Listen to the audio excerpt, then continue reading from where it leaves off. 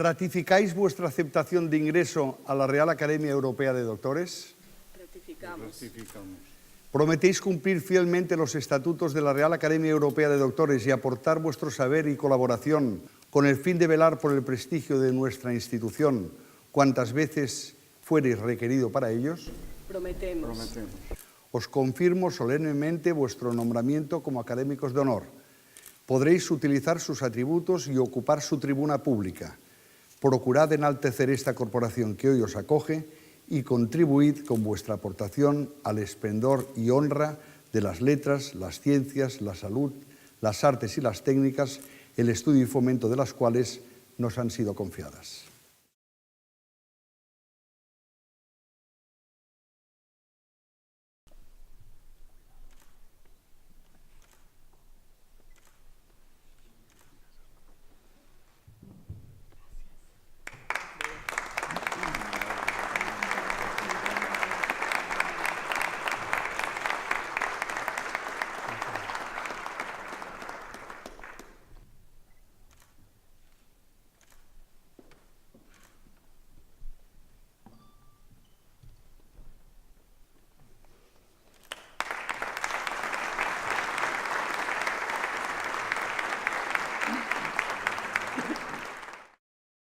El conocimiento tiene que estar basado en la ética, porque de lo contrario tendríamos que pensar en que la ciencia puede más que la conciencia. Yo creo que deben ir juntos los dos, ciencia y conciencia. Si bien defendemos lo local, lo que es nuestro, nuestra cultura, nuestra religión, nuestra forma de hacer las cosas, sin embargo vivimos en ese mundo global, por lo que acuñar esta nueva palabra responde a las realidades que vivimos en los días actuales. Lo local significa esa valoración de lo propio, sin desconocer que tenemos las herramientas que nos proporciona la técnica, la preocupación por el medio ambiente, por las finanzas, por la incertidumbre, y de tal manera que siendo ciudadanos locales vamos a poder dar una respuesta o respuestas más certeras frente a estos nuevos desafíos.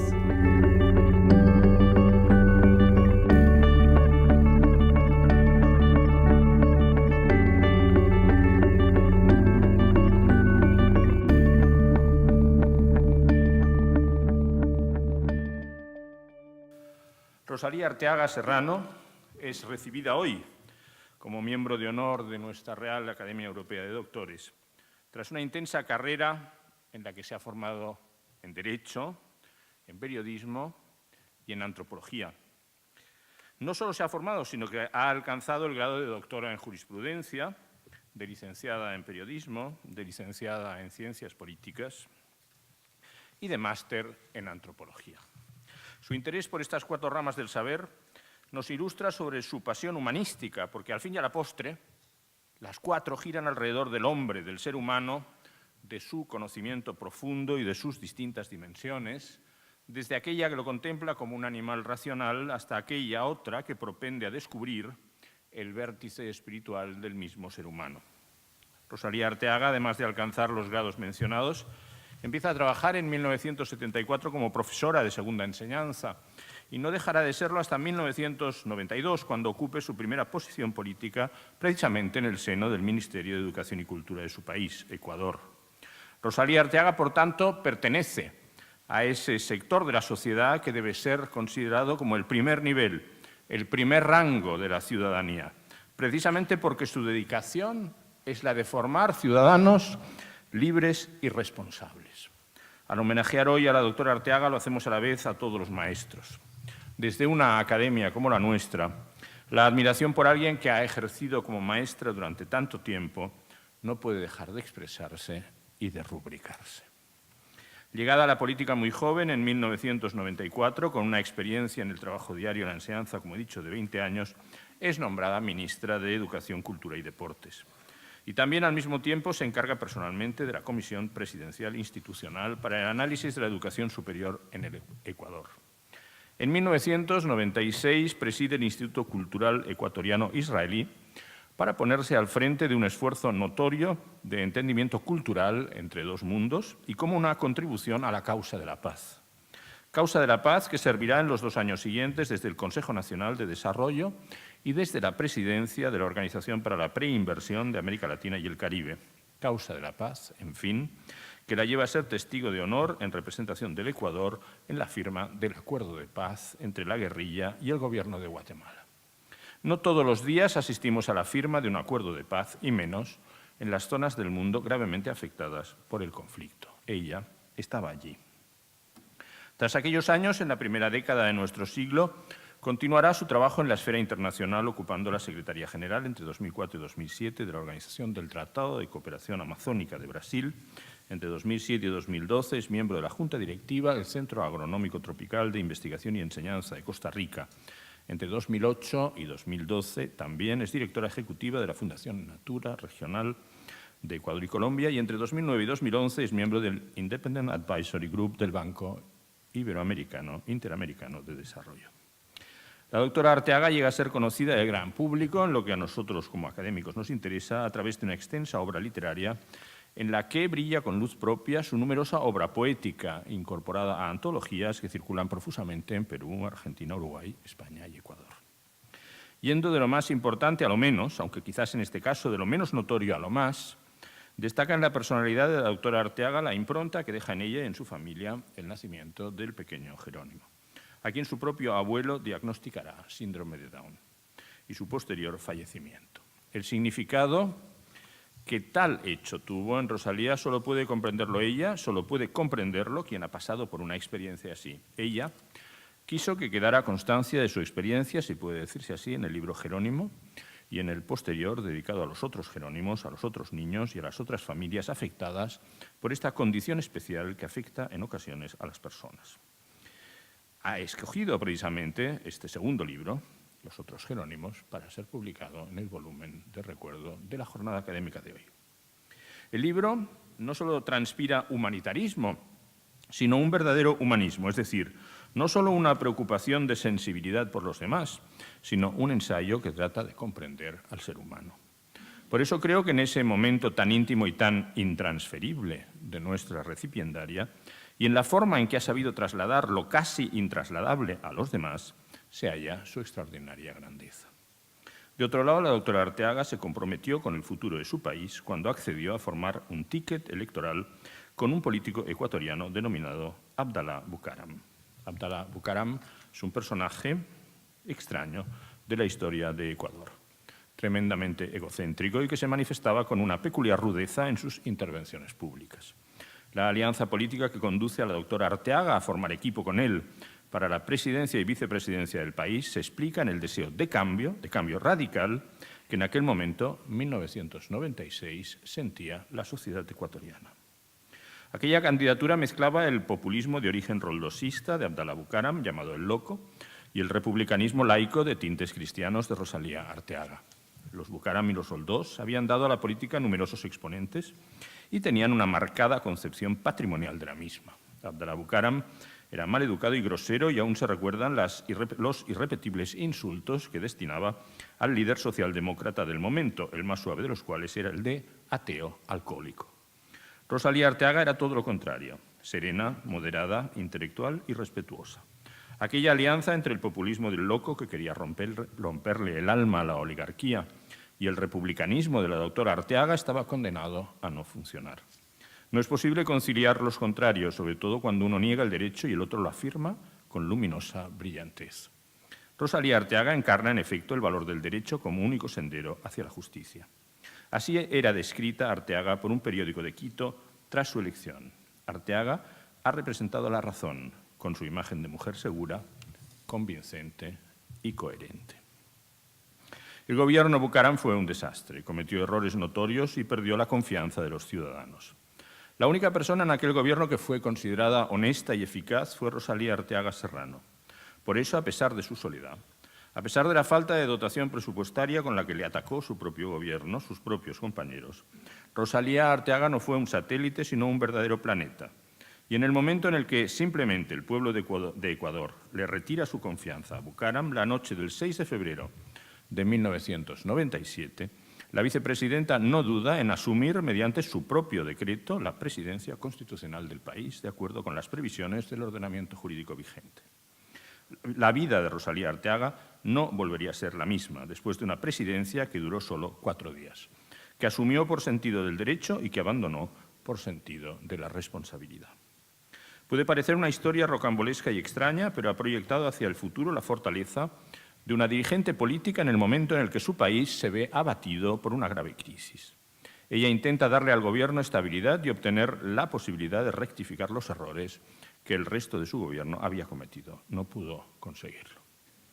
La militancia social cristiana de los primeros años políticos de Rosalía Arteaga es compatible con un respeto radical al principio de laicidad, concebida esta, si se me permite utilizar mi propia definición, como la arquitectura espiritual de una sociedad libre y de una sociedad madura. Por este motivo, uno de los grandes combates de Rosalía Arteaga fue contra el clericalismo, que pretendía imponer la educación confesional católica en las escuelas de su país. Rosalía Arteaga, desde su responsabilidad política, se opuso porque concebía, con la Constitución de Ecuador, que la escuela es un espacio ciudadano para todos, que no debe verse cercenado por la segregación en comunidades de creyentes en una u otra fe o de no creyentes, sino que debe ser un espacio unificador en el que los niños aprendan en la escuela de un lado el ejercicio de los derechos y el cumplimiento de los deberes y de otro los múltiples matices de aproximación al conocimiento que serán los fundamentos de su emancipación y de su construcción como personas. En aquel posicionamiento valiente y claro de Rosalía Arteaga contra la voluntad mayoritaria de su gobierno y de los poderes fácticos de su país, en el que abandonó el Ministerio de Educación, una rara muestra de coherencia política, se descubre a la republicana convencida que, al margen de las convicciones que pudiera tener sobre cuestiones concretas, aspiraba a ofrecer al conjunto de su país una forma de convivencia en el respeto a la pluralidad.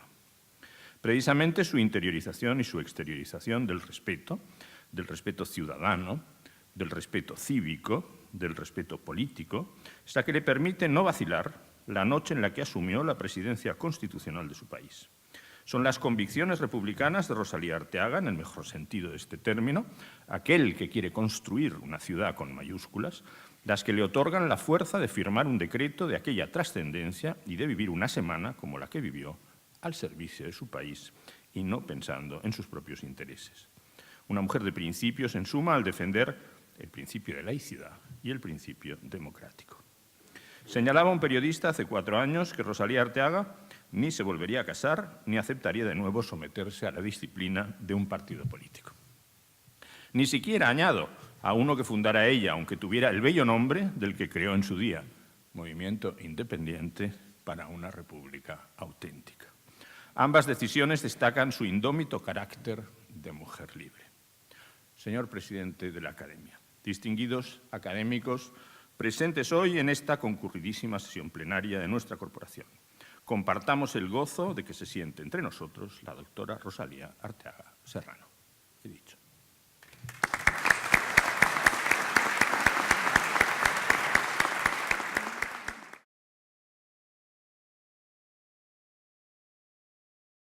Pensar y construir la universidad del siglo XXI.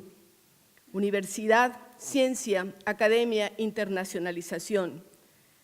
La universidad, que en su más originaria acepción tiene la misma etimología que universal y que universo, parte de la idea del uno, de la unidad, de una especie de colectivo que tiene metas comunes. Nació con los maestros y los alumnos y trató de convertirse desde las primeras existentes en una especie de faro del conocimiento.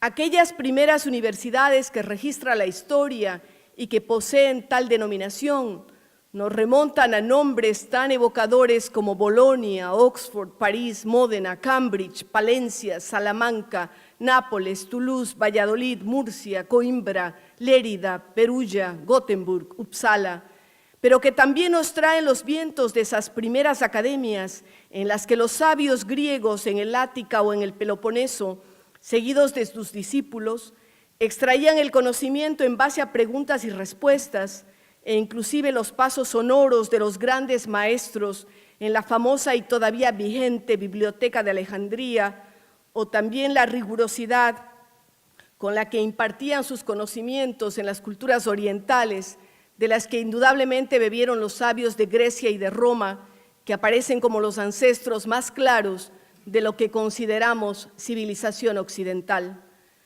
Tampoco en este vertiginoso recuento podemos dejar de mencionar a las primeras universidades creadas en el Nuevo Mundo y que tan importante rol cumplieron en América: San Marcos en Lima, Santo Tomás de Aquino en Quito, Autónoma de Santo Domingo, la de Córdoba, la de Chuquisaca, la San Carlos de Guatemala, la de México y después el Boston College, el MIT, Stanford y tantas otras en el mundo entero.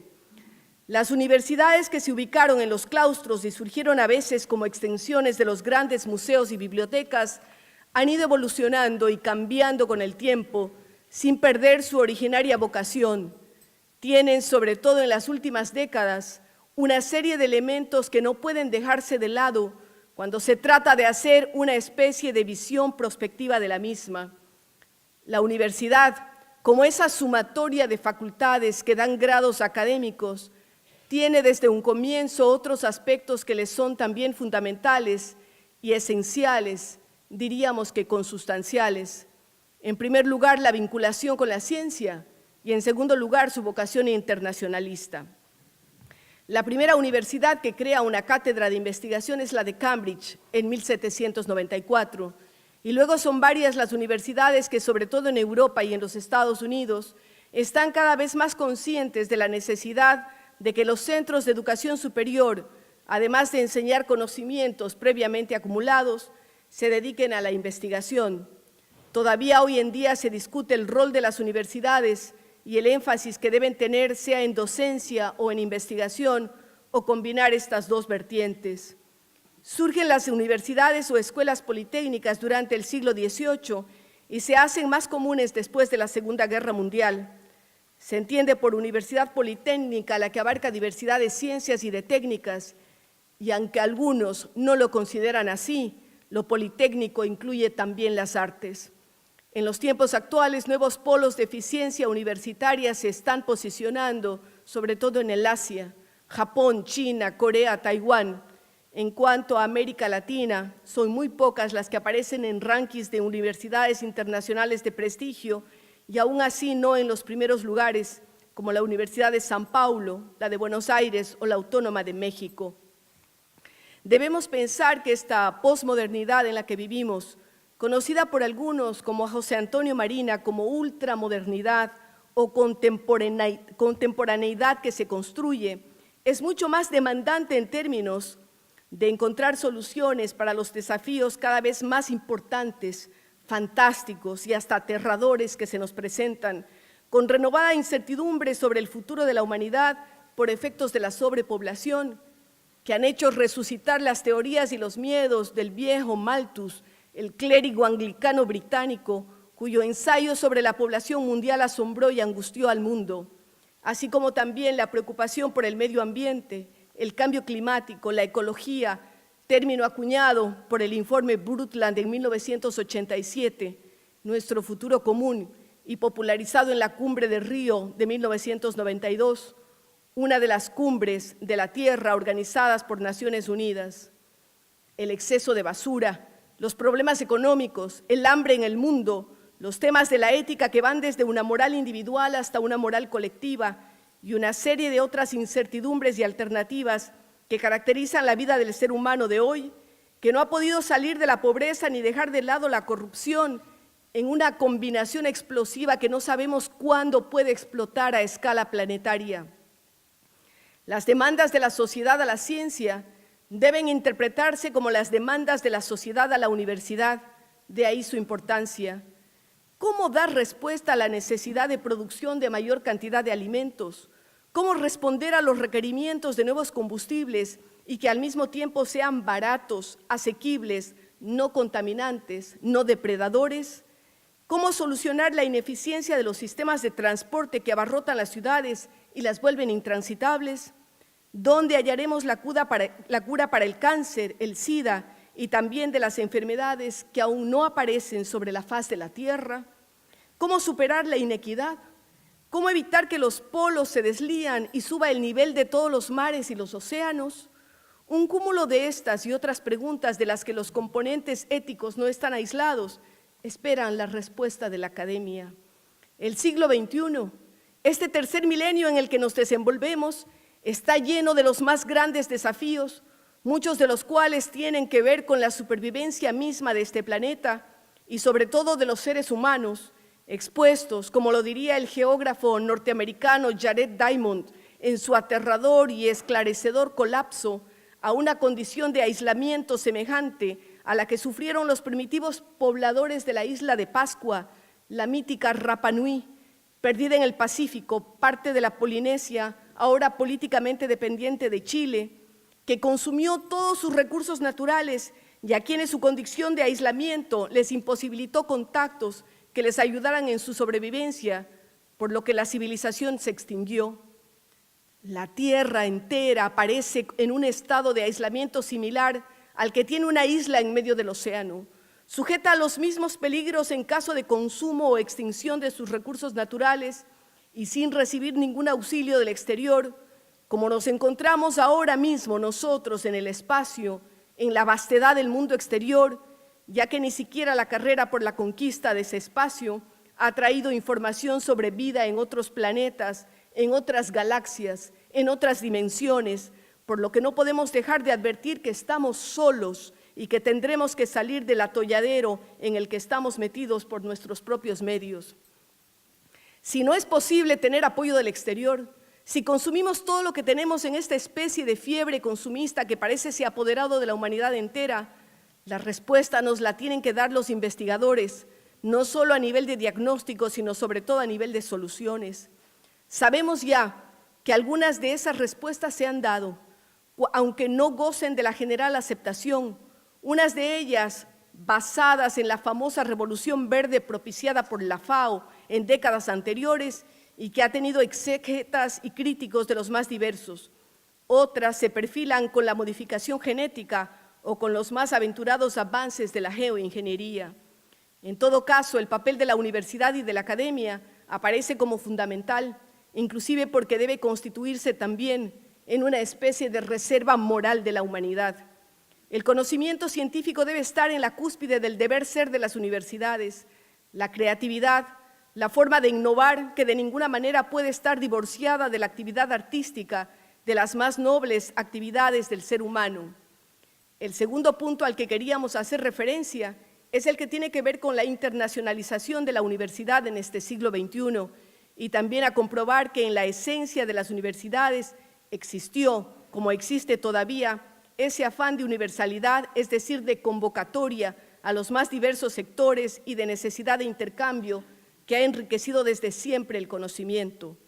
Claro está que este afán de internacionalizar a las universidades se siente más ahora en los tiempos de la globalización en los que vivimos, sistema que existe pese a sus detractores y que es fácilmente comprobable si es que nos atenemos a una visión de la ciencia en la que juega un rol importante la comunicación, el medio ambiente y la economía.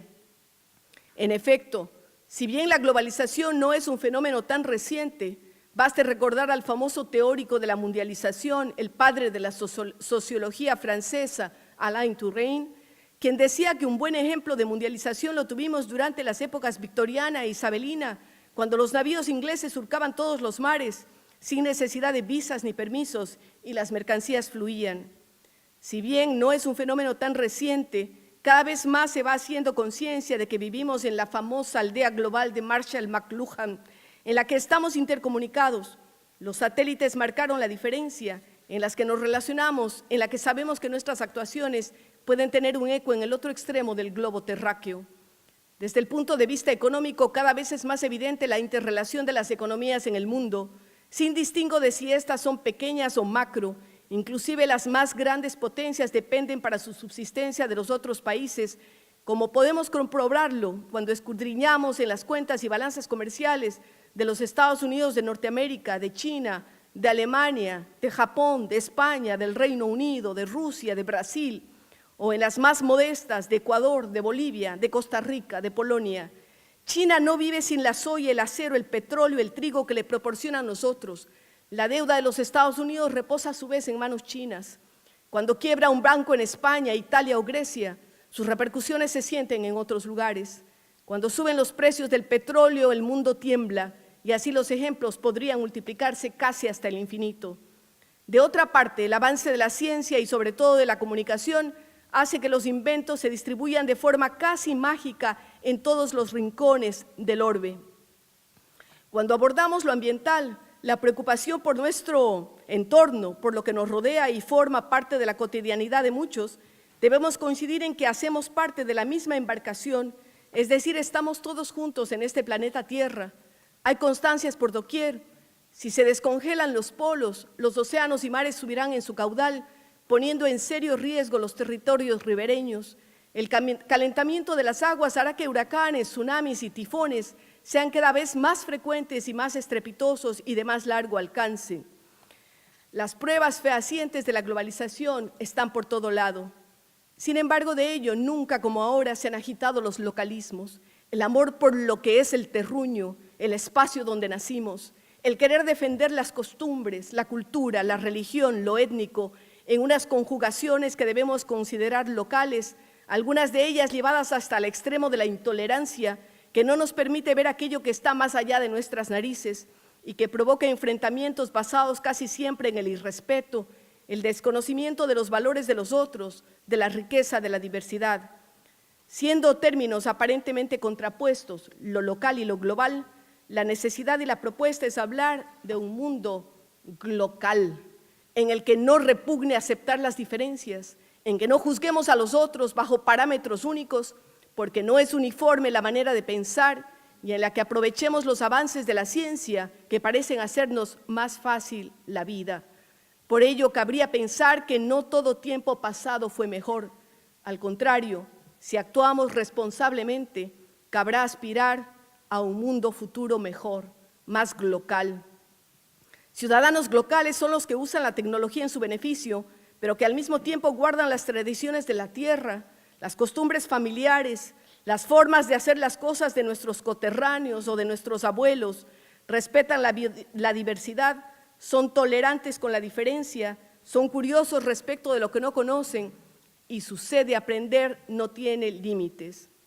Las actividades bancarias, si bien se sitúan en sus inicios en la antigua Mesopotamia, en el famoso Templo Rojo de Uruk, con una cierta continuidad en las trapecitas griegas ubicadas en las ciudades portuarias. Sin embargo, cuando hablamos de los antecedentes más inmediatos, debemos mirar hacia los Países Bajos, a Flandes, a Bélgica, a Génova, a Florencia y Venecia, y por qué no también a España, donde surgen entidades bancarias, ya se prestaba dinero y los documentos se generalizaron para responder por estas negociaciones. El flujo de capitales comenzó a recorrer los centros poblados más importantes. Los seres humanos también se movieron y no nos referiremos aquí a la vocación trashumante de los primitivos, agrupados en hordas o en tribus, compelidos a moverse para encontrar comida en base a la recolección, la cacería, la pesca o en búsqueda de protección y refugio por los ataques enemigos. Por eso podemos decir que las universidades atrajeron a otros pensadores, los centros de estudio se beneficiaban de la llegada de nuevos conocedores, los beneficios de la internacionalización están a la vista, enriquecen tanto a los visitantes como a quienes los acogen, abogan en pro de la tolerancia en base al conocimiento de la diversidad, establecen más fácilmente las comunidades que hacen factibles investigaciones y resultados probados en diferentes realidades. También optimizan los recursos humanos y ponen al alcance de los jóvenes una mayor cantidad de conocimientos que, si bien tienen ahora la facilidad de obtenerse con educación a distancia que brinda el Internet, nada hay tan aleccionador como el contacto humano y el contacto directo con las diferentes realidades. El siglo XXI transcurre a una velocidad que permite asimilarla al flujo del agua corriendo por entre los dedos de las manos extendidas, o tal vez de las arenas del mar, que no permiten ser sujetadas por un tiempo muy largo, tanto que a veces perdemos el aliento ante el vértigo de lo nuevo a lo que estamos expuestos cada día. En alguna oportunidad asistí a una conversación acerca del envejecimiento y caducidad de las universidades y academias frente a las nuevas posibilidades de acceder al conocimiento. He pensado recurrentemente en lo que escuché, sin que varíe mi convicción de que la universidad y la academia siempre serán necesarias, no solamente por el conocimiento en ellas acumulado a través de sus historias y de lo que sus maestros crean y transmiten cada día, sino porque la universidad y la academia están llamadas a reinventarse cada día y para ello los instrumentos más idóneos son la internacionalización y la capacidad creadora de sus científicos, literatos y artistas. Señoras y señores.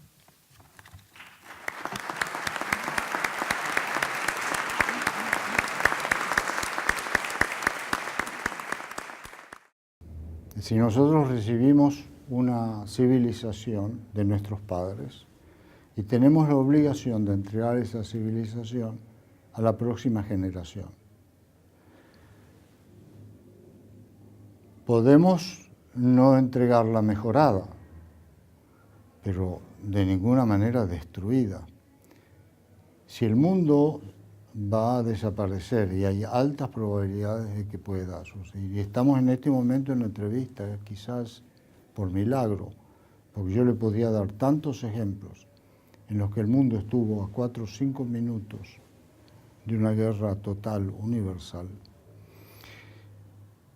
Si ocurriera una cosa así, el universo no va a desaparecer, porque todos los días explotan galaxias y estrellas y el universo sigue. La pregunta es si tenemos derecho. El otro asunto es, puede ser que muchos políticos no puedan hacerlo eso. Pero nosotros, yo como médico estoy obligado por el juramento hipocrático, pero a nosotros nos pasa lo que le pasó a Adán y Eva. Adán y Eva vivían muy felices, vivían en el paraíso. ¿Pero por qué vivían felices y en el paraíso? Porque eran ignorantes, vivían como salvajes.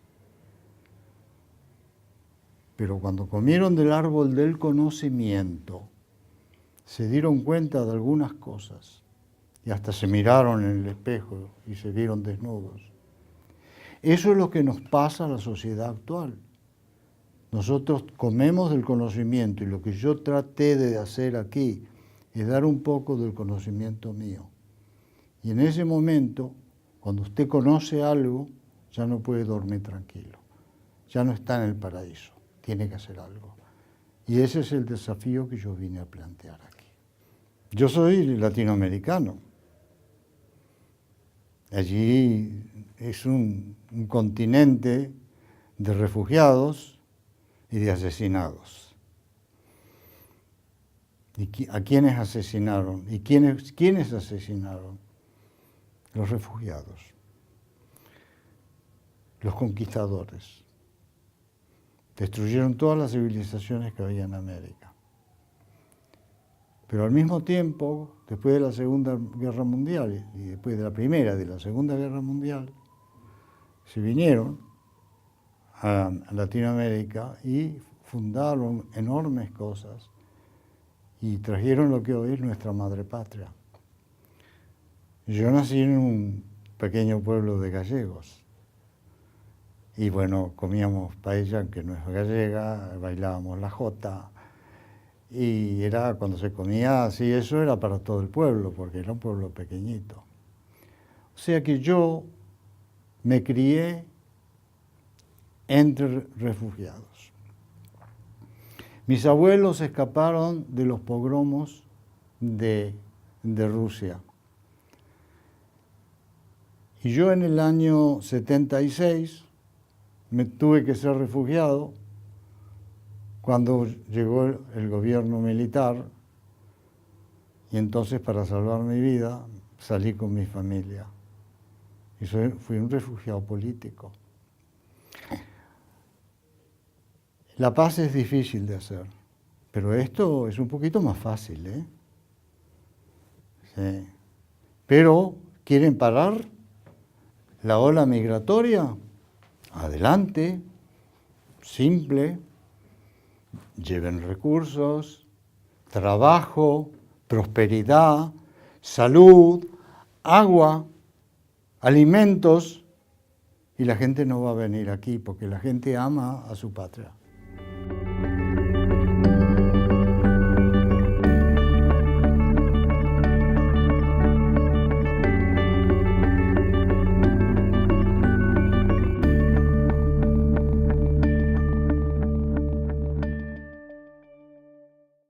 Considerando que toda presentación tiene siempre carácter bilateral, permítame, doctor Hahn, que le muestre ante todo algunos rasgos de la ciudad de Barcelona que ahora lo acoge con tanta satisfacción y agrado. Me consta que es usted un devoto admirador de Don Quijote de la Mancha y que con frecuencia echa mano de él en sus entrevistas, clases, seminarios y charlas con los periodistas y estudiantes. Además, usted fue invitado al 22º Coloquio Cervantino Internacional de Guanajuato de 2011, donde pronunció la conferencia inaugural. Así pues, tomando en préstamo las palabras con que el avisado de don Roque de Guinart recibió a don Quijote en Barcelona, yo me atrevo también a saludarle. Este saludo exige una mise en scène un tanto solemne y tomarse en serio la pirueta metaficcional cervantina. Permítame. Bien se ha venido a nuestra ciudad el espejo, el farol, la estrella, el norte de toda la caballería andante, donde más largamente se contiene. Bien se ha venido, digo, el valeroso Don Quijote de la Mancha, no el falso, no el ficticio, no el apócrifo que en falsas historias estos días nos han mostrado, sino el verdadero, el legal y el fiel que nos describió Cide Hamete Benengeli, flor de los historiadores. Sabe usted mejor que yo, por literato y por doctor en medicina, que en Barcelona comenzó la sanación de Don Quijote. Aquí empezó su rehabilitación. Aquí recuperó el seny, que algunos traducen por sentido común, aunque mejor sería traducir por cordura. Aquí despertó el hidalgo de su ensoñación, recorriendo sus estrechas calles, durmiendo en modestas posadas y batiéndose en la playa. En el Pla de Palau, a 4 cuadras de donde nos hallamos ahora, Don Quijote cayó derrotado en heroico y decisivo duelo por el caballero de la Blanca Luna. Aquí se redimió de su mundo onírico, oyendo el lejano murmullo de mercadores griegos y fenicios discutiendo con los layetanos, los mugidos de los elefantes de Aníbal, las pisadas acompasadas de las legiones romanas, el griterío de las tropas de Carlomagno, los alaridos de las hordas de Almanzor durante su saqueo y la euforia de los almogávares regresando de conquistar imperios. Aquí podría haber oído, aguzando la atención, y de haber venido algunos años después, los cañonazos del conde duque, o más tarde los del mariscal de Berwick, del general Espartero y de otros generales. Y si ahora hubiera pasado en sábado o domingo, se habría sobresaltado con la explosión de 100.000 voces después de una obra de arte de Leo Messi en el Nou Camp. Aquí, en la ciudad de los prodigios, como la bautizó Eduardo Mendoza, el hidalgo bajó, oh paradoja, de las estrellas a la tierra firme. Y en agradecimiento por la razón recuperada, don Miguel de Cervantes puso en boca de su héroe las más hermosas palabras que jamás se han escrito sobre la ciudad condal. Barcelona, archivo de la cortesía, albergue de los extranjeros, hospital de los pobres, patria de los valientes, venganza de los ofendidos y correspondencia grata de firmes amistades, y en sitio y en belleza única.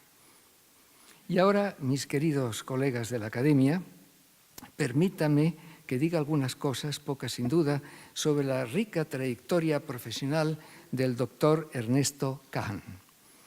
Doctor en Medicina por la Universidad de Buenos Aires, permítame un segundo porque...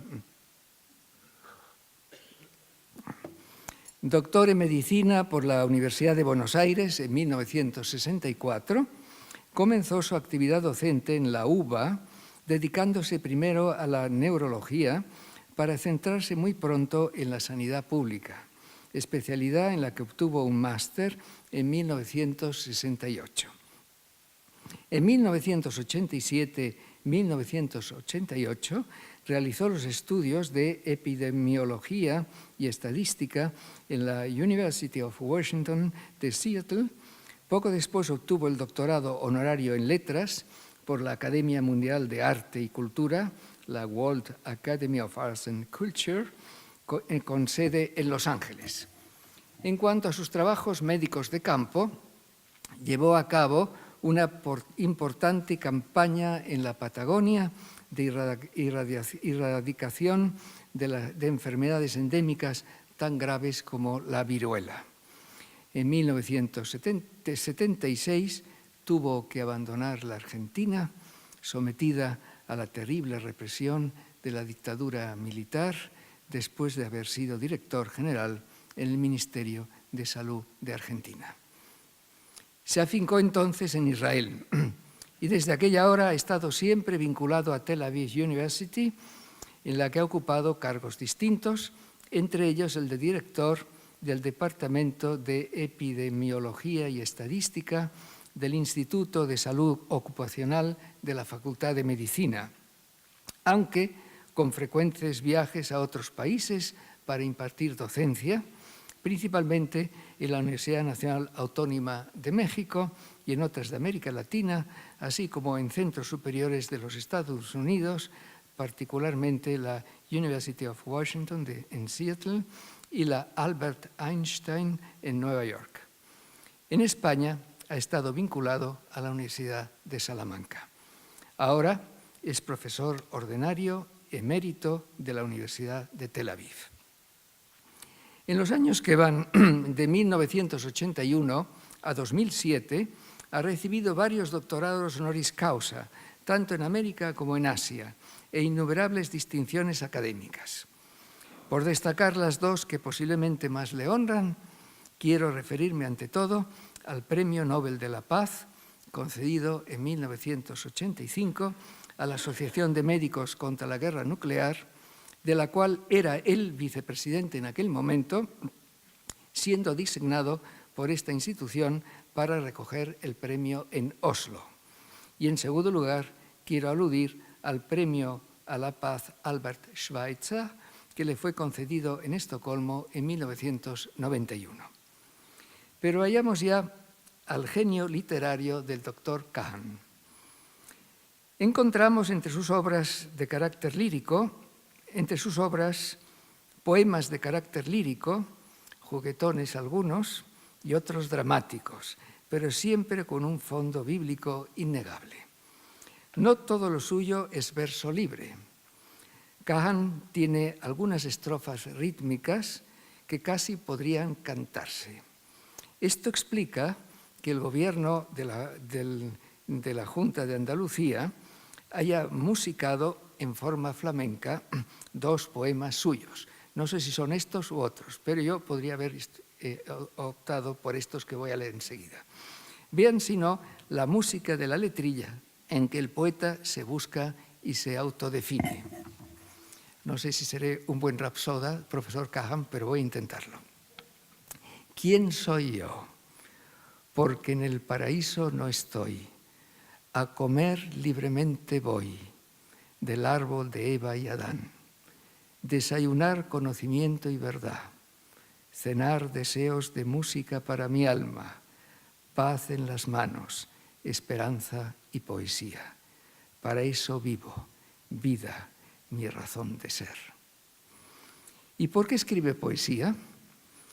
Para caminar hacia los pétalos floridos y preguntarles sobre los logaritmos del tiempo, para sentir la ecología de los pueblos y acariciar la paz sin apuros y sin caretas, para renovar el horizonte, para abrir una puerta nueva.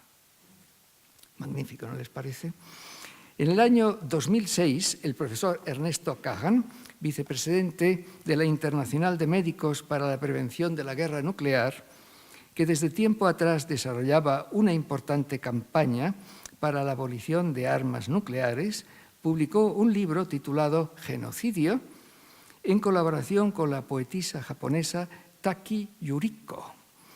El volumen ha tenido una excelente acogida en los medios internacionales, pues apareció en edición trilingüe, inglés, español y japonés. Nosotros reproducimos la española, me parece. Su propósito era poner en relación algunos genocidios contemporáneos, particularmente el perpetrado por el nacionalsocialismo en sus campos de exterminio durante la Segunda Guerra Mundial, con la explosión de las 2 bombas atómicas en el Japón al final de la Guerra del Pacífico. De esta manera, el Holocausto y las imágenes terribles de Auschwitz se juntan con el horror de Hiroshima y Nagasaki. Y la palabra poética se transforma en arma pacífica en manos de nuestro premio Nobel. Gracias, doctor Ernesto Kahan, por su actividad en pro de la paz y de la unidad de los pueblos. Y gracias también por aceptar nuestro ofrecimiento. Sea bienvenido a esta Real Academia que tanto se honra con su presencia.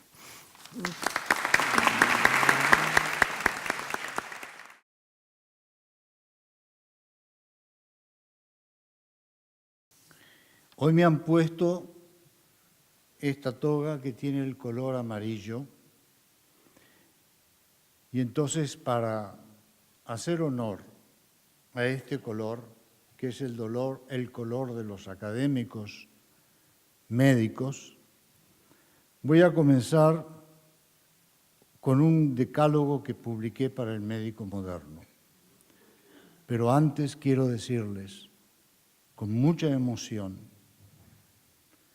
muchísima emoción, que agradezco la distinción de ser elevado como miembro de honor de la Academia, designación que deseo asumir con plena responsabilidad. Como médico y profesor de medicina, publiqué un decálogo para el Médico Moderno. Cito: el médico debe ser humanista y promover el humanismo. Debe amar profunda y generosamente a los pacientes individuales y a la población de todos los pueblos, etnias, sexos, razas, creencias y condición social. Esto es lo que nos dice el juramento hipocrático. Y esto es lo que nos dice el juramento de Maimónides, que lo hizo en Andalucía, que dijo que no vea yo en el enfermo otra cosa que un socio para su salud. Debe amar y respetar el cuerpo humano sano y enfermo. Debe preguntarse todos los días por sus conocimientos y aprender. Debe preguntarse todos los días por lo que sienten sus pacientes y aprender. Debe preguntarse todos los días cuáles son los peligros que acechan a sus pacientes y a la humanidad. Debe preguntarse responsablemente, tanto ética como socialmente, y generando diálogos y propuestas para una humanidad con vida digna y segura. Nosotros, doctores académicos, líderes en los campos de la ciencia, la técnica y el arte, dedicados al estudio y promoción del conocimiento, somos los naturales responsables de la responsabilidad social y debemos ser guía para orientar los caminos de la humanidad, tan marcados de trampas e intereses políticos y económicos de grupos e individuos y la existencia de confusas y oscuras rutas. Esa responsabilidad social está claramente expresada en el artículo 3e sobre las actividades de la Academia del Estatuto de la Real Academia Europea de Doctores, que dice: servir la causa de la paz mediante el estrechamiento de las relaciones de cooperación entre todas las academias del mundo. Es necesario aclarar entonces si entendemos por paz la eliminación total de los conflictos o simplemente la ausencia de la guerra violenta. Si fuera la eliminación de los conflictos, seguramente no podrá ser alcanzada y pasará a ser una utopía. Si en cambio es la ausencia de la guerra violenta, se la puede alcanzar por medio de la educación y completada por acuerdos políticos. En el artículo titulado Guerras y conflictos principales del siglo XX, se comenta que ese siglo fue el más violento, sangriento y costoso en términos de guerras de toda la historia de la humanidad. Efectivamente, 160 millones de personas fueron asesinadas en ese periodo. Takis Ioannidis, un conocido periodista y poeta de Grecia, me preguntó en una entrevista para el periódico Epikaira, que lo traduzco como tiempo extra, de Atenas, y me pregunta, ¿cuál es el estado de armonía y paz hoy día en nuestro planeta? Mi respuesta fue, nuestra sociedad actual está en un cruce existencial de caminos. Aclaración. En los 10.000 últimos años de la historia de la humanidad, durante todo el periodo de la historia escrita de la humanidad, nunca ninguna generación, ni la de nuestros padres, se ha puesto en la necesidad de tomar la decisión más dramática y trágica que tenemos que tomar nosotros hoy día. Vuelvo a la cita. Nuestra sociedad actual está en un cruce existencial de caminos. Por un lado, es muy eficiente el uso de recursos naturales, pero por otro, ese mismo uso está haciendo peligrar la continuidad de la vida en nuestro planeta. Por un lado, nuevas tecnologías y sistemas intensivos de producción nos permiten obtener una elevación de la calidad de vida para toda la humanidad. Por primera vez en la historia, en los últimos 10.000 años, la humanidad está capacitada para entregar a toda la humanidad educación básica, salud primaria, 6 vacunas, agua y alimentación. A toda la humanidad, por primera vez en 10.000 años de historia. Pero por otro, nuevos conflictos están amenazando usar armas de destrucción masiva, principalmente atómicas, y con ellos potencialmente la destrucción de nuestra civilización y la vida en la Tierra. Nunca el hombre en toda su historia fue tan poderoso como hoy para dominar a la naturaleza y nunca estuvo tan cerca de destruirse a sí mismo y a la propia naturaleza. Al presente, Estados Unidos tiene aproximadamente 7.200 armas nucleares, Rusia 6.000.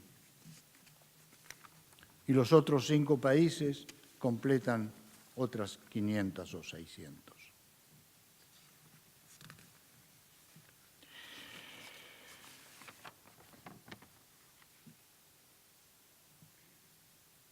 El 81% de los habitantes del mundo viven en los países menos desarrollados. 81%.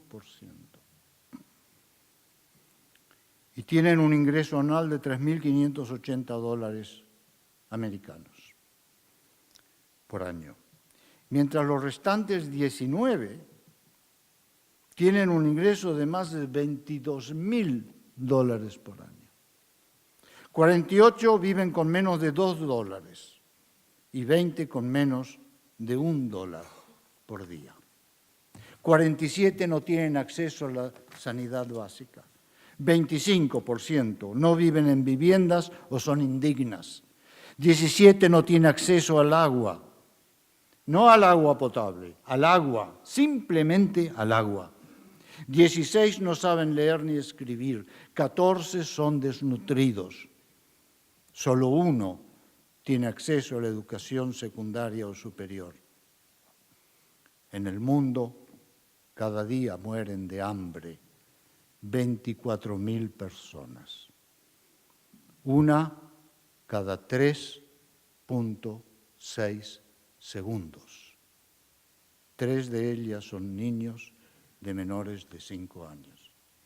En el corto periodo de este saludo de 14 o 15 minutos, han de morir 5 niños, 3 de ellos menores de 3 años. 1 cada 3,6 segundos. 1, 2, 3. 1, 2, 3. 1, 2, 3. 1, 2, 3. 1, 2, 3. 1, 2, 3. Y me estoy dirigiendo a la élite del mundo, literario, científico, artístico, en el cual el mundo confía en su responsabilidad social. Los filósofos de todas las épocas abordaron los temas: ¿qué es la guerra? ¿Y qué hace la guerra? Algunas teorías son deterministas y por tal la guerra es inevitable. La teoría opuesta al determinismo es el pacifismo, asumiendo que la guerra es el fruto del hombre y por lo tanto se puede evitar la guerra a través de la educación. Hoy día, toda esa discusión filosófica que era sostenible en el pasado se vuelve problemática debido a la existencia de armas de destrucción masiva que afectan a la continuidad de la vida sobre el planeta. Una guerra nuclear comprensiva significa el suicidio total de la humanidad. No voy a hablar del invierno nuclear, pero los que quieran profundizar en este tema pueden buscar el invierno nuclear, que también es uno de los temas que junto con los físicos, los médicos de esta asociación hicimos y analizamos. Es necesario entonces preguntarse sobre la posibilidad de lograr la paz. Hasta ahora la solución de los conflictos tendía a hacerse por vía de la hegemonía, o sea, con la derrota del enemigo. Pero esta vía en el estado actual es imposible, sin que se genere una catástrofe universal irreparable. Lo único que queda entonces es lograr algún tipo de acuerdo armónico entre las partes, un pacto basado en la tolerancia que permita la convivencia con diferencias y, en cierto modo, con las contradicciones. Un acuerdo armónico entre los enemigos de hoy. Sin paz no habrá vida. Sin armonía no habrá paz. Sin tolerancia no habrá armonía. Sin una cultura de la paz no habrá tolerancia. Sin educación no habrá cultura de paz. Sin democracia no habrá educación. Sin educación habrá dependencia, guerra y dolor. Guerra, el final de la vida. Hoy día muchos intelectuales del mundo ofrecemos nuestro tesón para trabajar con el corazón por un mundo más humano y justo, menos violento y más saludable y por la protección del ambiente. Un trabajo que es un bregar por la tolerancia, la armonía y la paz universal. En otras palabras, por la dignidad del hombre. Gracias. Estoy muy orgulloso de ser recibido en esta casa.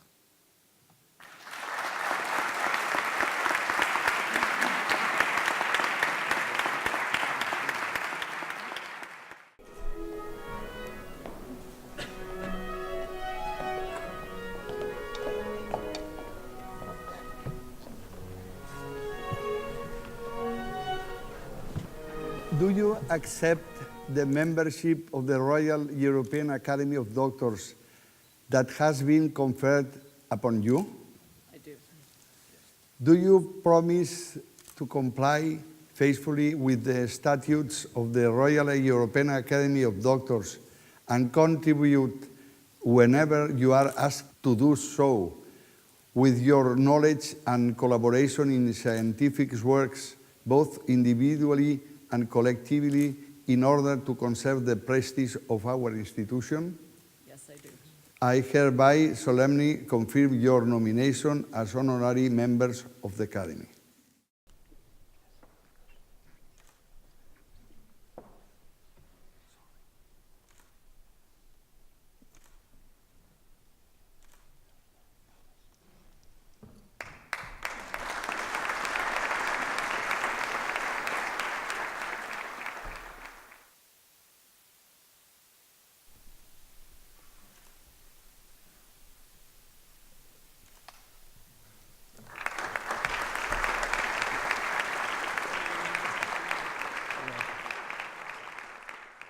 This has been something that has been known from the human psychophysics literature for many, many years, that if you learn a task and you're allowed to sleep after learning it, you can turn that learning into a long-term memory more easily.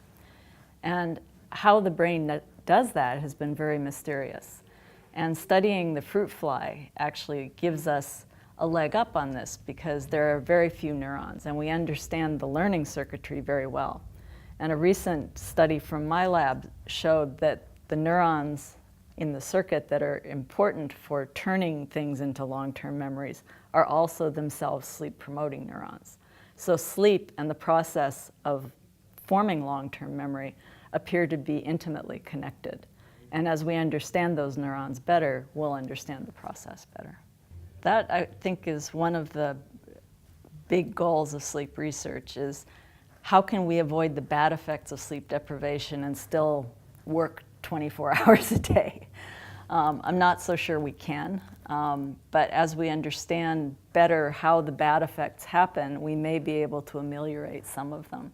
But as of yet, we don't have very good knowledge of how the cognitive problems, the physical problems happen when you don't sleep enough.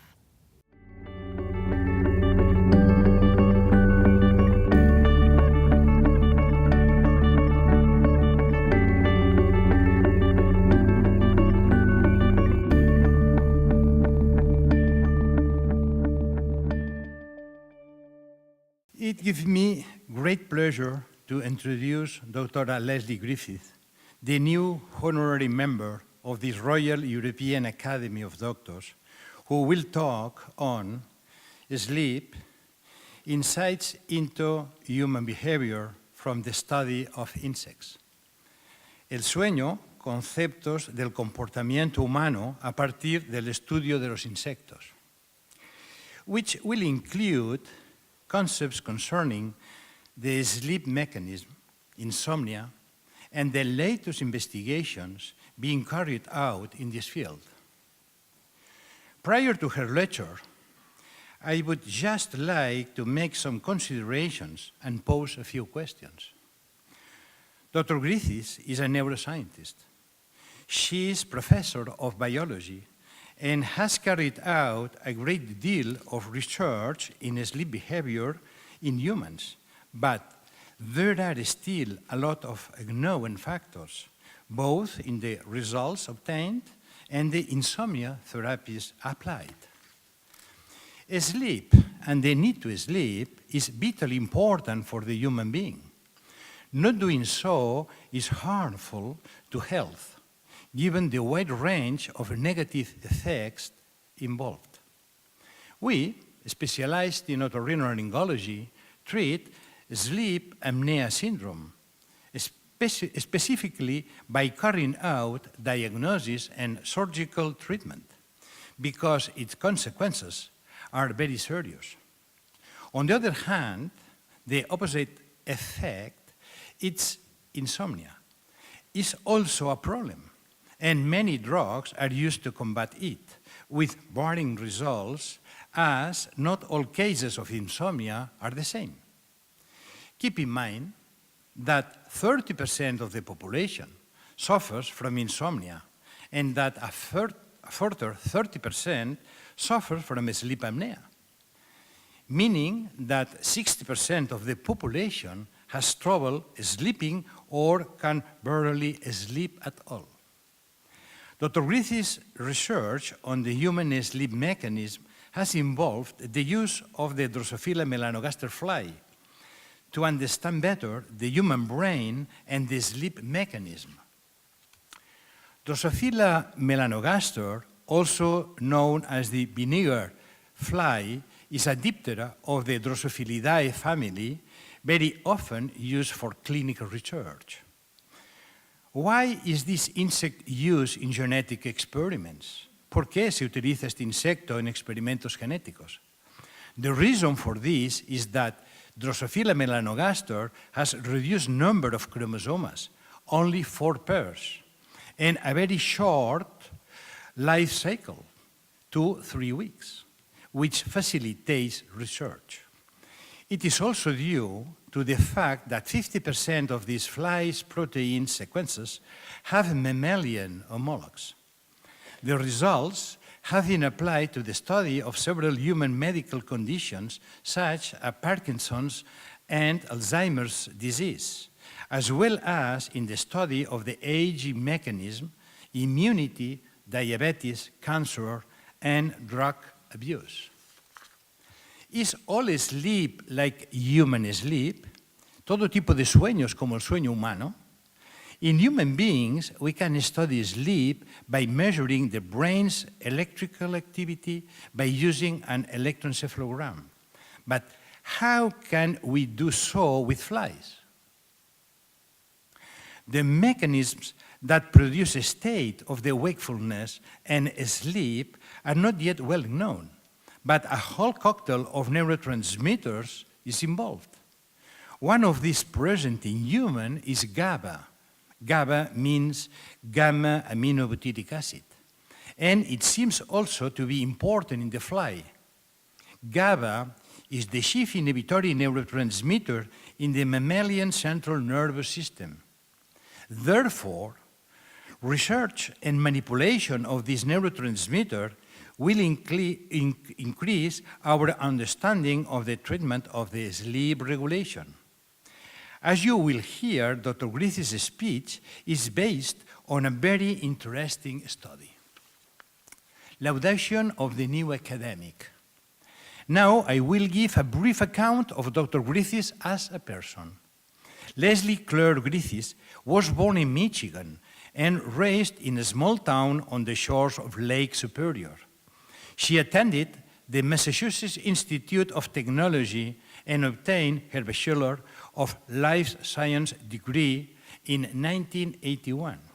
She became interested in research while studying there and worked for 3 years on a project designed to understand the effects of methylxanthines, such as caffeine, on the hypothalamic pituitary axis. In 1987, she went on to Stanford, where she completed her PhD in pharmacology. Her thesis was entitled Regulation of Neuronal Function by Calcium-Dependent Phosphorylation.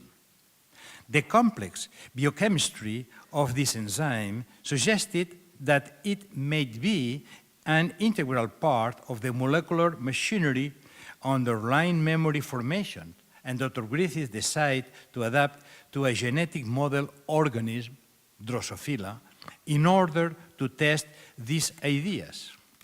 After a short postdoctorate period at the Roche Institute of Molecular Biology in Nutley, New Jersey, she joined the faculty of the biology department at Brandeis University, Massachusetts, in 1992 as assistant professor of biology, where her research has expanded from the biochemical to the behavioral and systems level.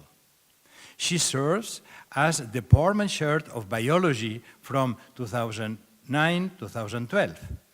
Also, she has participated in numerous national and international scientific committees grand review panels, and editorial boards. Another important aspect of Dr. Griffith's career is the long list of the scholarships grants that she has received. In her publication list, I have counted more than 60 publications between the year 2004 and 2012, many of them in high-impact factor medical journals. She has received a lot of honors and awards in the course of her career, which will be impossible to mention here. Then, Mr. Chairman, distinguished academics, ladies and gentlemen, on behalf of this Academy, I would like to warmly welcome Dr. Griffiths to this Royal European Academy of Doctors. Thank you very much for your attention.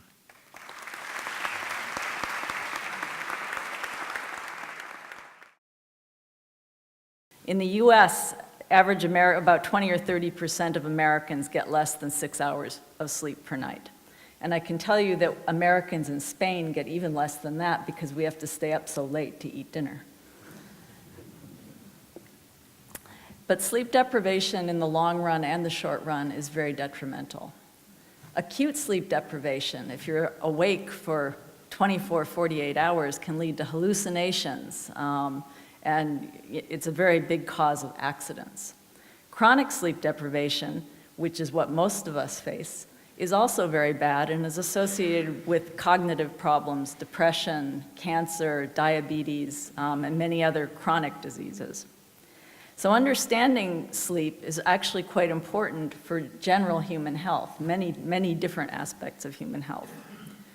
But to understand sleep, you have to understand what sleep is. And to study it, we have to have a definition. So there are a number of criteria that have been used to define sleep.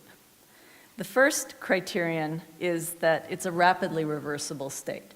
You know when you are asleep, if somebody shakes you, you immediately go from a state of complete unconsciousness to a state of consciousness. It's a very quick transition. And yet your brain goes between two very, very different states. The second criterion that we use to define sleep is that it has to be circadianly regulated. That means that it occurs at a specific time of day. For us, it occurs at night. For some animals, it occurs during nocturnal animals, it occurs during the day. Another very important feature of sleep is that it is characterized by a change in sensory arousal thresholds. So that when you are asleep, it takes much more of a strong stimulus to get you to wake up than it would if you were just in a state of quiet rest, if you were just sitting quietly but you were awake. And this is actually key to defining sleep in many organisms such as fruit flies, which I'll tell you about. A fourth criterion is that there are distinct electrical states in the brain. For humans and for many mammals, that can be measured with EEG. You can put electrodes on the scalp and you can see changes in brainwave activity. For small organisms like fruit flies, we can't use EEG, but we can use electrodes, and we can see that there are, in fact, distinct electrical states associated with sleep and wake. And last, and most importantly in my mind, is that sleep is a homeostatically regulated state. What that means is that we all have a set point for how much sleep we need. And if we don't get that amount of sleep, sleep drive increases and causes us to have excess sleep the next day. So, do other animals sleep other than us? Well, by observation, I'm sure if any of you have a cat or a dog, you know that other animals sleep. But what about animals like fruit flies, like the organism I study? Well, it turns out that when you look at these 5 criteria for sleep, you find that they also can meet those criteria. So fruit flies, other insects, small rodents, bats, birds, all have sleep states. Lizards have sleep states, turtles. So it's something that's a universal feature of being a living organism. The details of how the electrical states look can differ a lot, but one thing that is always conserved is that sleep is an essential feature of any animal's life. So if you deprive any kind of animal of sleep, it has disastrous consequences for its function. So my interest in sleep is really at understanding how the cells and molecules of the brain contribute to the sleep state. And the reason I'm interested in that is that we have very few effective sleep therapies these days. Most of the drugs we use are GABA-A agonists, and those have limited efficacy for certain sleep states. And we really need to find new molecules and new ways of addressing sleep problems. One way to do that is to go to an organism where we can ask in an unbiased way what controls sleep. And what I'm going to try to convince you of today is that in fruit flies we can use these very small insects to look at new features of sleep that will inform our understanding of human sleep. So is the fruit fly actually a useful model? Well, as Dr. Claros noted, it has been very useful in many other aspects of understanding human health. And I would put forward that in terms of the genetics and the molecules, it is from fruit flies that we first understood some of the molecules involved in learning and memory, developmental disorders, circadian rhythms, and aging. So these are very important for giving us clues as to what to look for in humans. And I think sleep will also be very important. So when we decided to study sleep, the first thing we wanted to do was to really make sure that flies had the same kind of control of sleep that was in humans. And so what I want to talk about for a minute is how humans fall asleep. So the human brain basically contains what we like to think of in very simple ways as a flip-flop switch. There's a group of neurons in the hypothalamus called the ventrolateral preoptic area that are GABAergic neurons. This is the inhibitory neurotransmitter, the major one in the brain. These neurons are connected to a wide variety of arousal centers, many of which contain bioamines. And those bioaminergic cells are in fact also connected to the VLPO cells, and they have mutual inhibitory connections. And when the VLPO is most active, you go to sleep. When the arousal centers are most active, you wake up. So this switch is a very important feature of sleep, not only in humans, but in many other mammals. And so the first question we wanted to know the answer to in flies was, do they have this kind of switch? And to do that, we actually used genetic tools to manipulate GABAergic neurons in the fly brain. And in the fly, we have a lot of genetic tools. We can apply these genetic tools to manipulate the activity of very specific sets of neurons, for example, GABAergic neurons. So the experiment we did was to insert a gene in GABAergic neurons that allowed us to conditionally turn off their activity. And we asked what that would do to sleep. The prediction would be that if GABA was important for sleep, these animals would sleep less. And in fact, that's what we saw. They slept less, and they had a much more difficult time falling asleep. They basically had insomnia. This convinced us that, in fact, flies did have a GABAergic switch. Well, what was on the other side of the switch? In the mammalian brain, many of these cells are connected to circadian clock cells that tell you to wake up in the morning. And in fact, in the fly, one of the major targets of these GABAergic cells are also circadian cells that are wake-promoting cells. So the first criterion that really made us believe that flies were a good model for sleep was fulfilled. They had a GABAergic switch. What about other types of neurons? Are there other neuromodulators? What kind of new molecules could we find? Well, we knew from human studies that many neuropeptides were important for the control of sleep, and in fact for integrating sleep with other behaviors. And so using the fly, one can do a rather unbiased screen.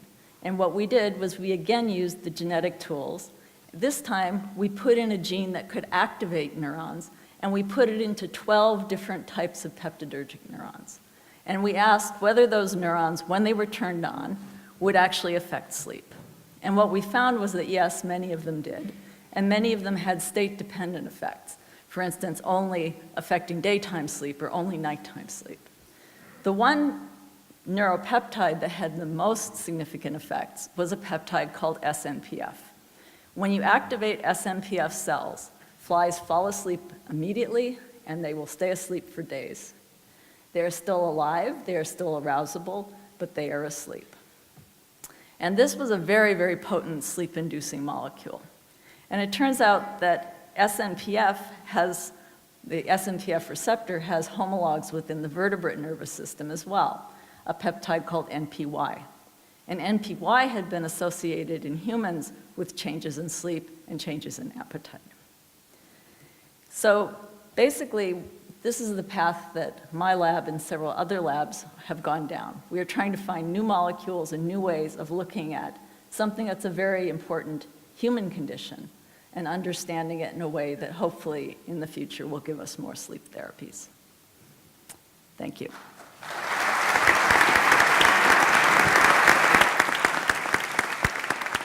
I think people do recognize by now that we have to do something about preserving the environment, in particular about preserving the climates.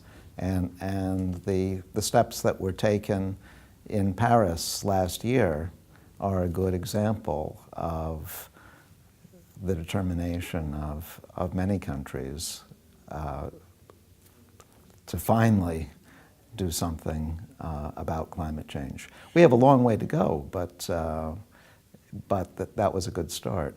Well, the most important thing is to reach an effective international agreement which limits carbon emissions. And as individual citizens, what we can do, well, we can try to limit our so-called carbon footprint, but I think an even more useful thing we can do is to try to elect politicians who will carry out a sensible environmental and climate program.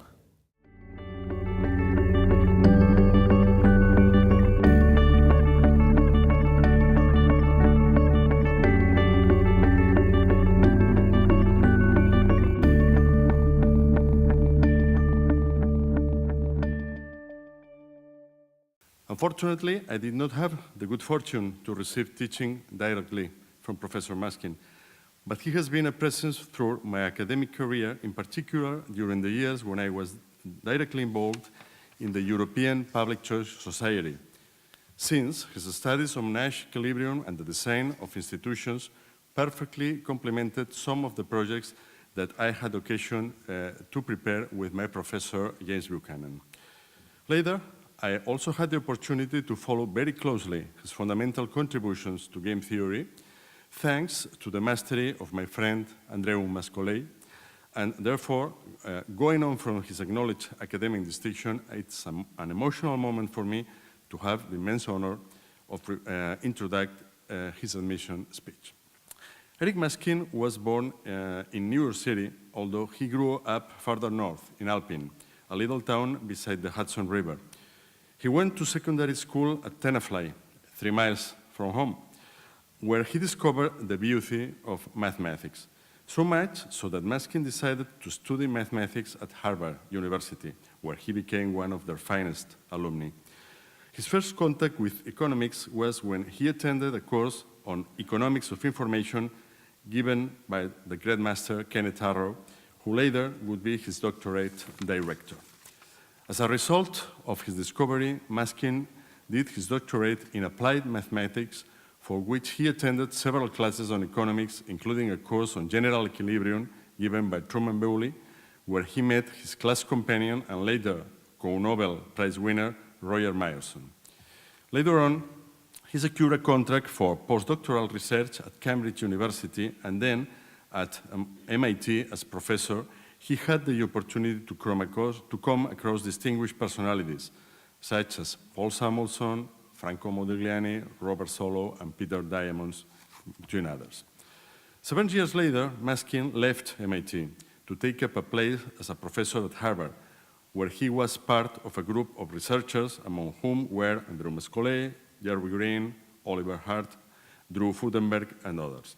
After 15 years in this university, Eric went to work in the Institute for Advanced Studies, where he continued his research work as well as giving classes at Princeton University, where until 2011 he held the Albert O. Hirschman Chair.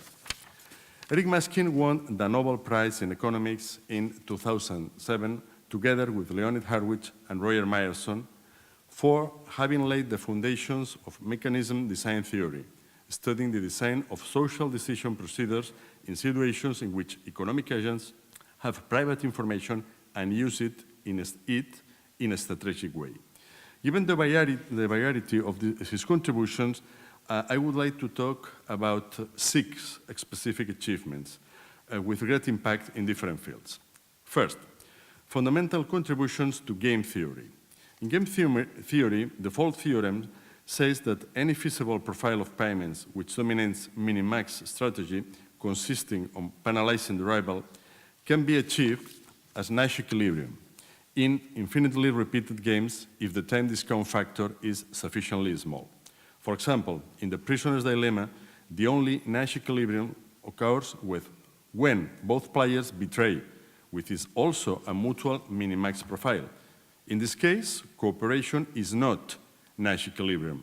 The default theorem says that if the players are sufficiently patient in the infinitely repeated version of the game, there is Nash equilibrium of such a manner that both players cooperate.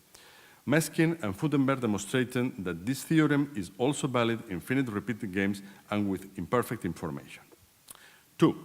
Mechanism designs for the implementation of social choice. As we have seen, Maskin extended game theory as a conceptual framework in order to explain a great many situations in their finite iteration variants. In consequence, it becomes a basic tool for mechanism design and implementation of social choice. In this specific terrain, Maskin identified the conditions necessary for a social choice to be able to be implemented by means of a mechanism compatible with the incentives of the participants. 3. Banking economy. Efficiency in the grant of credit in centralized versus decentralized system. Maskin also applied his knowledge of game theory to explain how financial decentralization, the number of banks, affects the grant of credit in a framework of adverse selection, in which unprofitable projects are refinanced after having incurred in sunk cost. Maskin's model is important in explaining the existence of soft budgetary restrictions in state financing, which means that state companies easily attain state financing in spite of embarking on bad projects. It can also explain the differences between banking and industrial relationships among Anglo-Saxon types of economics, characterized by high banking dispersion, and those of countries like Germany and Japan, where the financial concentration is greater. Auction theory. Maskin explained that when buyers are averse to risk, an auction in which the winner pays the highest price generates more income for the seller than an auction in which the winner pays the second price. Also, the seller's preference for the first type of auction is greater if he also is averse to risk. This is in contrast with the more normal result, as he himself has pointed out, which indicates that it is optimum to award the lot to the winning buyer at the second highest price. 5. Inequality theory. I would also like to mention one of his more recent contributions in the social field, his inequality theory. In a few words, Maskin argues that workers qualified in developing countries are sought after by the multinationals and their salary tends to rise. In contrast, unqualified workers are ignored so that their salaries tend to fall with globalization. The message of this theory is not that we need to distance ourselves from globalization to avoid increased inequality. Even if that were possible, to do it would involve a high cost in the long term in terms of income per capita. Rather, Maskin insists that the best solution for inequality is to give poorly qualified workers the opportunity and the tools to share the benefits of globalization. 6. Voting systems. According to Gibber-Statters-White's impossibility theorem, there is no voting regulation which respects at the same time all the optimum criteria of representative democracy. But Eric Maskin has argued that this impossibility theorem is too pessimistic. What matters is not whether a voting system can transmit any preference adequately. What matters is whether it transmits a reasonably broad set of preference and the most likely to occur in reality. Maskin and Dasgupta have demonstrated that there are at least 2 regulations for voting which maximize the situation in which a system is optimum. They are the Condorcet method and the Borda count. Happily, these 2 methods of voting are complementary, so that when one fails, the other works. Mechanism design theory is a fundamental field for the social sciences. It allows solutions to be found for complex problems of collective choice. It is also a field with enormous development potential and one which offers practical recommendations. To have Eric Maskin among us today is an opportunity to thank him for his contributions and to record the enormous advance that he has made possible. For instance, development of game theory in the broad sense, inspiring auction systems and the grant of licenses through the world, improving theories of institutional quality and economic efficiency, and finally, Eric Maskin has made specific contributions in the study of electoral systems and on the strategic behavior of voters. It is a privilege to have Eric among us today, precisely at a time when the Spanish electoral system has become extremely complex. Now, the electors will have to vote in a more strategic way, penalizing those who obstruct the formation of a government or voting against their less favored option, and not according to their preference. His work teaches us that this strategic behavior not only distorts the transmission of individual preference and therefore the essence of the democratic system, but also imposes a significant cost on the voter.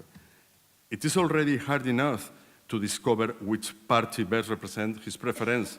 Now, also we need to understand game theory, and now how to predict the preference of the other electors in order to vote in consequence.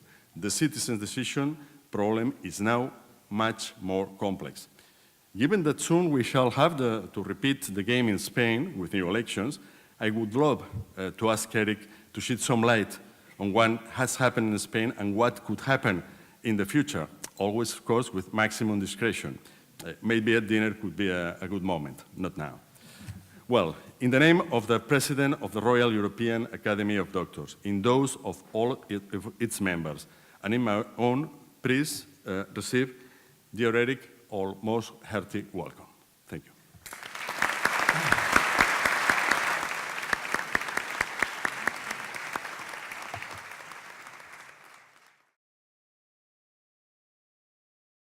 I like to think of mechanism design as the engineering part of economics.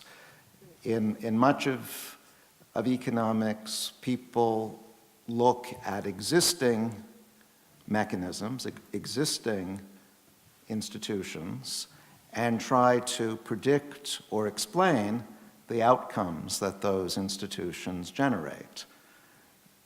And that's a fine way to spend your time. Probably 90% of economics is devoted to doing that. It's what's called the positive part of economics. But my favorite part of economics is the opposite, where we first begin with the outcomes. That is, we say these are the outcomes that we would like to achieve, these are our goals, and then we work backwards to figure out what mechanisms or institutions will generate those goals, will deliver those goals. So it's reverse engineering, if you like. Now, I'm talking very much in abstraction, so let me give you a couple of examples. And the simplest example I can think of is one that may be familiar to you from your own experience at home. Imagine that you have 2 children and a cake which you would like to divide between the 2. Now, children care very much about what their brothers and sisters are getting, and so when you cut this cake, you want to make sure that neither child thinks the other's piece is bigger. That is a a disaster for the family. So it's important in cutting the cake that each child thinks that his or her piece is as big as the others. It might be useful to give these children names. Let's say that one is named Alice and the other is named Bob. So Alice should think her piece is as big as Bob's, and Bob should think that his piece is as big as Alice's. Now, how do you accomplish this? Well, one way is to try to cut the cake as equally as you can and give each child half the cake. And that will work as long as the children see the cake the same way that you do. The problem is that children almost never see things the way that adults do. And so you might think that you've cut the cake equally, but Bob may very well think that Alice's piece is bigger, or vice versa. So what I've now described is the essence of the mechanism design problem. We have a goal. In this case, it's fair division of the cake, but we don't have enough information, namely how the children view the cake, to solve the problem directly. And so the question is there an indirect method? Is there a mechanism that can be followed which will achieve a fair division, even though we as the adults, as the parents, don't have enough information to even identify what a fair division is? Well, it turns out that what I've described is actually a very old problem. It's literally thousands of years old, and if you know the Old Testament, you might recognize what I've described as equivalent to a discussion between Lot and Abraham over the division of grazing land. There's a passage where they are interested in taking a certain lot of grazing land and dividing it equally and fairly between them. And they were trying to figure out how to do that.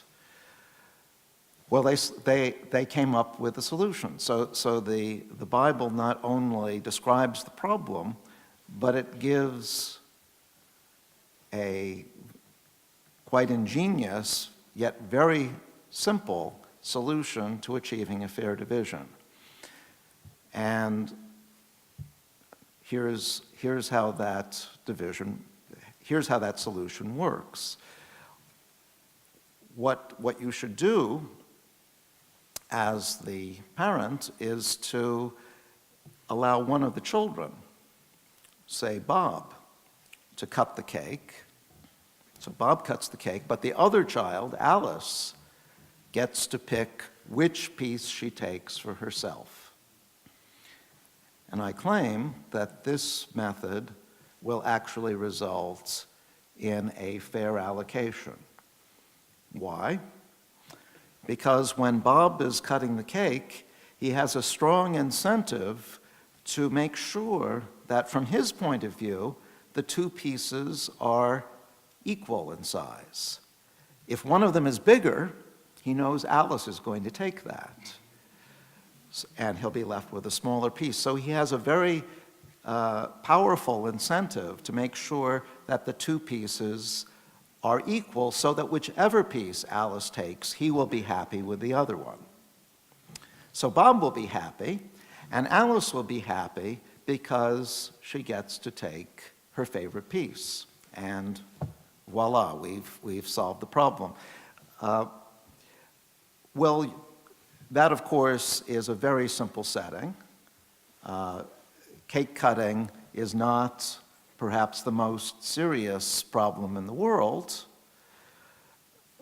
Nevertheless, it is already a rich enough problem to illustrate some of the main features of a mechanism design problem. First, as I've been stressing, the mechanism designer, in this case, the parent who was trying to divide the cake, is missing critical information, namely how the children view the cake.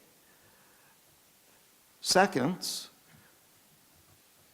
the mechanism designer has to take into account the fact that the participants in the mechanism, and in this case the mechanism is the divide and choose method, don't necessarily share the designer's goals. The designer wants to achieve a fair division of the cake. Alice and Bob don't care about a fair division. They each want as much cake as they can possibly get. So the mechanism has to reflect the fact that the participants have their own goals, that they have their own private incentives. And so in the language of mechanism design, the mechanism has to be compatible with those incentives. It has to be incentive compatible. Well, as I said, the cake cutting problem may not be the most important problem in the world, but mechanism design crops up in many different settings, some of which are of truly critical importance. And let me conclude by describing a problem which is not yet solved, but which is, in its essence, a mechanism design problem. And that's the problem of climate change.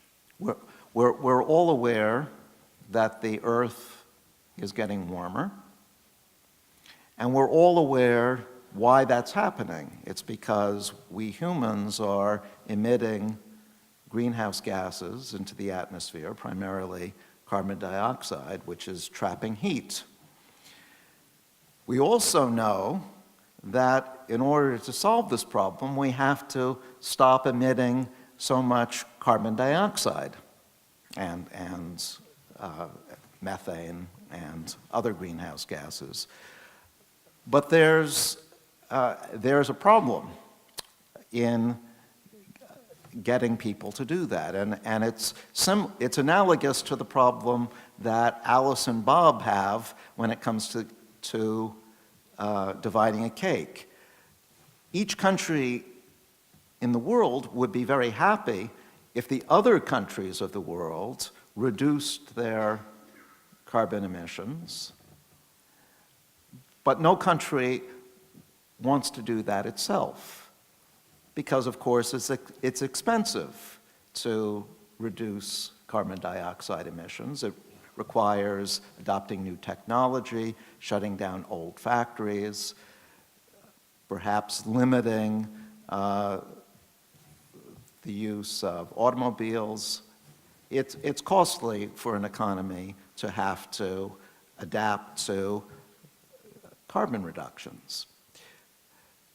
So how do we solve the problem? Really, the only possible solution is an international treaty. We had the beginnings of such a treaty in the agreement that was reached in Paris last December, but everyone acknowledges that that's only a start. That agreement is not going to lead to sufficient carbon reduction by itself to solve the problem. We're going to need a much more thoroughgoing agreement.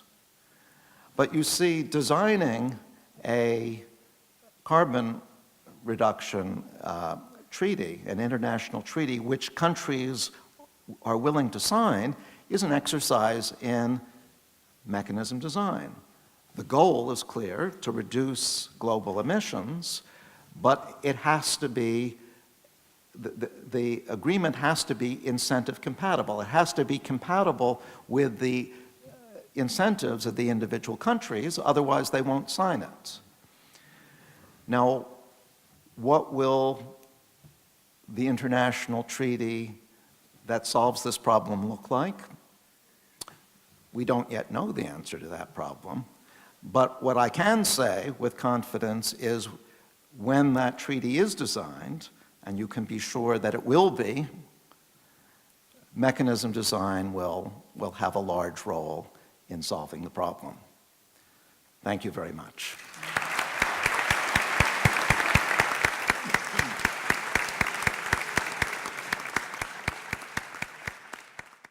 La Real Academia Europea de Doctores es una corporación de derecho público que incorpora en su seno como académicos de número a científicos de primerísimo nivel de todo el ámbito de la Unión Europea. Asimismo, también incorpora como académicos correspondientes para el resto de países del mundo a científicos de renombrado prestigio en los diferentes ámbitos de las ciencias. Es, por tanto, una corporación de derecho público y de ámbito europeo que no encuentra en España ni en ningún otro país de la Unión Europea una institución de similares características. Nuestra academia también quiere reconocer el mérito de quienes han destacado en su servicio a la ciencia o a la humanidad. Si bien se mira, este objetivo ha formado parte de la vida de nuestra academia desde que en los años 50 del siglo pasado empezaron a nombrarse los primeros miembros de honor. Entonces, la academia quería vincularse a las personas relevantes de la sociedad de su tiempo, en el ámbito territorial restringido de nuestro entrañable distrito universitario catalano-balear. Hoy, con pocos pero muy escogidos nombramientos, la Academia reinterpreta su tradición ininterrumpida para otorgarle a los reconocimientos solemnes de ciertas personas de dimensión internacional indiscutida el significado triple de la admiración, del agradecimiento y, si se nos permite, este uso algo heterodoxo del término de la complicidad. De la admiración por la obra bien hecha de naturaleza excepcional, próxima al heroísmo que veneraban los griegos y los romanos. Del agradecimiento porque del esfuerzo de unos pocos nos beneficiamos todos los demás, sin lugar a dudas. De complicidad, en fin, no como la actitud de quien reconoce un secreto inconfesable, sino como la expresión militante de la solidaridad con alguien cuyo cometido se desea compartir. La Academia ha vivido durante sus 102 años de existencia una transformación paulatina, no tanto por su naturaleza jurídica, caracterizada siempre por la vocación de servicio al interés general, una característica de su condición de entidad de derecho público, como de sus ambiciones motrices, usando aquí el término ambición con el mejor de sus sentidos, el más alejado del deseo ardiente de riquezas y honores y el más próximo al esfuerzo por fijarse y alcanzar las metas más altas. Unas ambiciones que han sido el motor de la progresiva ampliación de su ámbito de influencia en el territorio, en las instituciones y entre las frondosas ramas del árbol de la ciencia. El acto académico extraordinario de hoy es la expresión del homenaje a 4 personalidades procedentes de rincones muy diversos del globo, a la vez tan extenso y desconocido de un lado y tan próximo e interrelacionado de otro.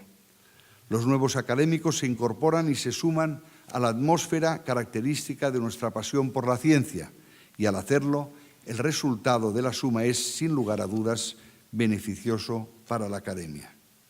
En su tarea contarán siempre con el acogedor calor de nuestra Real Corporación y con la estima de todos los académicos, que de bien seguro contribuirán a conseguir una sociedad más solidaria y más justa. La Academia ha contado, una vez más, con su asistencia generosa y nos hemos sentido acompañados en nuestro compromiso científico con la sociedad. Su apoyo es imprescindible y lo agradecemos de forma sincera. Entre todos haremos posible un día el acceso universal al conocimiento. Muchas gracias por su atención.